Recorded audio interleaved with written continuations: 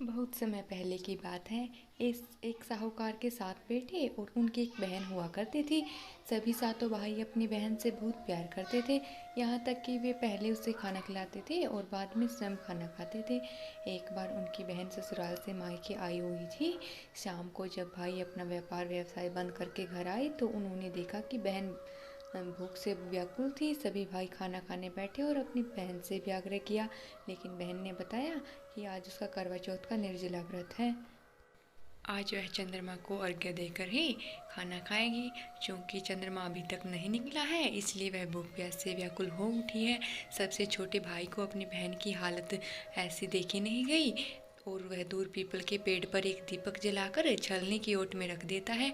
दूर से देखने पर ऐसा प्रतीत होता है कि जैसे चतुर्थी का चंद्रमा उदित हो रहा है।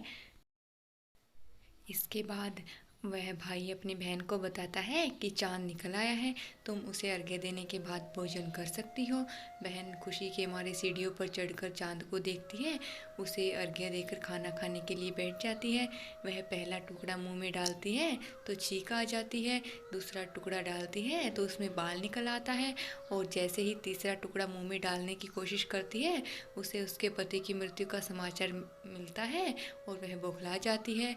उसकी भाभी उसे सच्चाई से अवगत कराती है कि उसके साथ ऐसा क्यों हुआ है। करवा का व्रत गलत तरीके से टूटने के कारण देवता उससे नाराज हो गए हैं और उन्होंने ऐसा किया है। सच्चाई जानने के बाद करवा निश्चय करती है कि वह अपने पति का अंतिम संस्कार नहीं होने देगी और अपने अस्तित्व से उसे पुनर्जीवन दिलाकर रहेगी। वह 1 साल तक अपने पति के शव के पास बैठी रहती है, उसकी देखभाल करती है, उसके ऊपर उगने वाली सोईनुमा घास को एकत्रित करती है और 1 साल बाद फिर से करवा चौथ का दिन आता है। उसकी भाभी ही करवा चौथ का व्रत रखती है। जब भाभियाँ उससे आशीर्वाद लेने के लिए आती है तो प्रत्येक भाभी से यम की सुई ले लो, पिए सुई दे दो, मुझे भी अपने जैसी सुहागिन बना दो, ऐसा आग्रह करती है। लेकिन हर बार भाभी उसे अगली भाभी के पास जाकर आग्रह करने के लिए कहती है। ऐसा करके फिर छठे नंबर की भाभी आती है तो करवा उससे भी यही बात दोहराती है। यह भाभी उसे बताती है कि चूँकि सबसे छोटे भाई की वजह से उसका व्रत टूटा था, अतः उसकी पत्नी में ही शक्ति है कि वह तुम्हें सुहागिन बना सके और तुम्हारे पति को दोबारा जीवित कर सके। इसलिए वह आए तो उसे पकड़ लेना और जब तक वह तुम्हारे पति को जिंदा न करे उसे ना छोड़ना। और ऐसा कहकर चली जाती है। सबसे अंत में छोटी भाभी आती है। करवा उनसे सुहागिन बनने का आग्रह करती है, लेकिन वह टाल मटोल करने लगती है। इसे देख करवा उन्हें जोर से पकड़ लेती है और सुहाग को जिंदा करने के लिए कहती है। भाभी उससे हाथ छुड़ाने के लिए नोचती है, खसोटती है, लेकिन करवा नहीं मानती।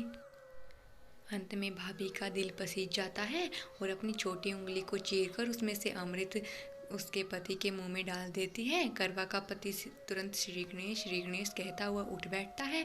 इस प्रकार प्रभु की कृपा से उसकी छोटी भाभी के माध्यम से करवा को अपना सुहाग वापस मिल जाता है।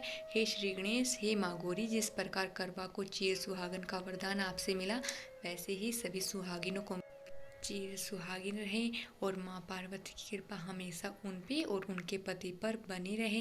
बोलो पार्वती मैया की जय। दोस्तों, अगर आपको वीडियो पसंद आई है तो मेरे चैनल को सब्सक्राइब करना, वीडियो को लाइक करना